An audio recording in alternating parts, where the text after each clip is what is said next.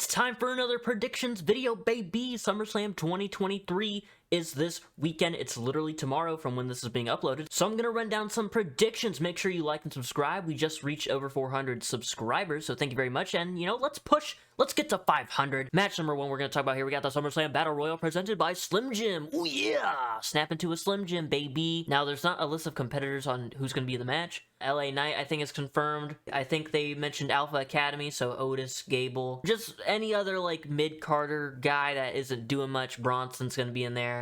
I think Ciampa and Shinsuke would probably be in there. Miz, maybe. But the clear and standout winner, obviously, is LA Knight. But the only wrench in that plan was recently on Raw. We saw Gable and Gunther go at it. Gable, you know, lasted 5 minutes. And then Gunther beat him, and then Gable, after Raw, on like a little YouTube exclusive, was like, hey, I'll see you after SummerSlam. So what a way to kick off a program between Gable and Gunther if Gable won the Slim Jim Battle Royal. Plus, you know, Gable's kind of funny, you know, the thank you, seeing him like gloat about winning the Slim Jim Battle Royal will be fun. But let's face it, LA Knights needed a big win. I thought he was going to win at Money in the Bank. I thought he was going to win the US title Fatal 4-Way tournament little thing they did. So he needs to win this, for the love of God. If he's going to win anything, at least give him the Slim Jim Battle Royal. I'm picking LA Knight to win. It's probably the obvious choice. He's probably not going to win again. And just give him the win. And next up, we're going to talk about Logan Paul and Ricochet. Now, this match is going to be viral. The most viral match ever, or whatever the hell Logan said on Raw, whatnot. It's going to be a lot of big jumpy moves and big flying action, and oh yeah, I can't wait. It should be a lot of fun. Logan Paul probably needs to win more than Ricochet, even though Ricochet, and you know, more wins for Ricochet is always good. But Logan Paul has won like 2 matches since becoming a WWE superstar. So a big SummerSlam win for Logan Paul. He beat Miz last year at SummerSlam, so maybe you could be like, oh, I'm 2-0 at SummerSlam. Yeah. Maybe you can make that a thing. Logan's probably like the main talking point about the match. I'm going with Logan Paul here. And now we have Ronda Rousey versus Shayna Baszler. MMA rules. I don't know what that means, but it should be interesting. I wasn't too big on this match, but after the most recent video package, Shayna Baszler, Ronda Rousey trading jabs through, you know, video package and interviews. It was pretty neat. It made me more, like, invested in the match, and that's good. Video packages are supposed to do that. Supposedly, this is Ronda Rousey's exit from the company. I'm hoping they give it to Shayna. If Ronda is supposed to be the good guy, they might want to send her out looking strong and looking badass. Be like, oh, Ronda Rousey, remembered for what she was, an absolute killer and a badass, which she is, but if she's at the company, give the dub to Shayna. I mean, like, you know, she's gonna stay. She's gonna have more TV time now. Give her momentum. I'm going with Shayna Baszler. A part of me feels like they're gonna give it to Ronda, but you gotta give it to Shayna. And now Intercontinental Champion Gunther is gonna be defending his title against Drew McIntyre. This should be a hard-hitting affair. Let's go. I can't wait. These guys are gonna hit, punch, chop, kick the hell out of one another. It would be a big moment for Drew to win. They like pulling some shocking moments, some shocking results Triple H does. He's a little sneaky boy, that Triple H. But Gunther should not lose this title. I think he's like maybe not even a month away from breaking Honky Tonk Man's reign, I believe. A loss to Drew McIntyre here would suck for Gunther. I'd be happy for Drew, low-key, after coming back to that huge reaction at Money in the Bank. You could strike while the sword is hot. It's going to be a great, hard-hitting match. These two are going to tear the house down. Potential match of the night, I don't know. But yeah, I'm going with Gunther here. Asuka will be defending her WWE Women's Championship against Bianca Belair and Charlotte Flair, and oh boy, I would love to see Asuka retain her title, but there's a bit of a problem with that. We have a wild Charlotte Flair in the mix, and you know what happens when Charlotte Flair is in a title match. She tends to win the title, and we don't need that. Charlotte's talented, Charlotte's good. She's one of the greatest women's wrestlers ever. Good for her. I'm happy that she's awesome. But let Asuka be awesome, please, and thank you. I mean, Bianca is also there, but I don't think Bianca would be winning the title here after losing it to Asuka. Bianca's had a more somewhat aggressive side to her after not being promised her title match, and Charlotte kind of cut in line. So now we have this triple threat as a result of that. But Asuka should win. No ifs, buts, coconuts. There is the possibility of Io Sky cashing in her women's Money in the Bank. I don't think they'll do that now. I feel like the Money in the Bank talk is probably mainly on Damian and Finn and the Judgment Day stuff. So we'll save the women's briefcase for maybe a couple PLEs down the line, build more tension between Io and Bayley. But I'm going to go with Asuka. She needs to win this. She deserves to win this. Charlotte, don't. And now the World Heavyweight Championship is on the line. Seth freaking Rollins versus Finn Bálor. Seth Rollins was my pick to win and still might be my pick to win.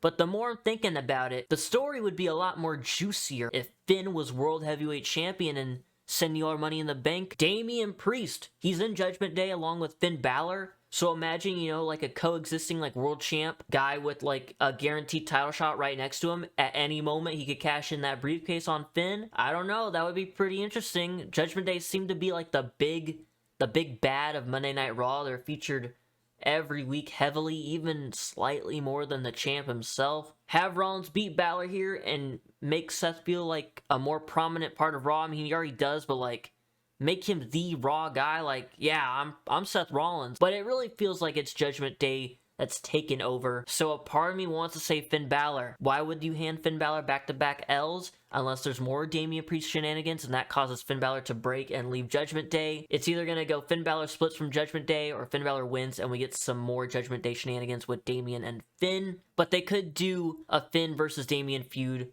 after SummerSlam. Finn leaves Judgment Day or gets kicked out of Judgment Day. I don't know. Damn, I don't know. I'm going to go with Seth Rollins. Hell, I feel like the reign hasn't been hitting as hard as I would have liked it to. Let's leave Judgment Day and give Rollins a nice, fun program to do. So I'm going with Seth Rollins. Next up, we got Cody Rhodes versus Brock Lesnar, the rubber match. No stipulation added so far. I'm recording this on Thursday morning. Cody got his ass kicked on Raw, which was still very depressing every time I think about it. It just, I think Cody should win. We all knew Cody would have to fight his way back to the top of the food chain to challenge Roman again somehow next year at Mania. I don't know. I want Cody to be doing some more exciting stuff. This Brock Lesnar stuff isn't as exciting as it not even once was. I was never too big a fan of this program, but it is what it is. I'm hoping Cody wins, and I'm hoping maybe they add a stipulation. They're probably not going to do that, but I'm going with Cody Rhodes, the American Roller Coaster. And now in the main event, most likely, but who are we kidding? It's going to be the main event.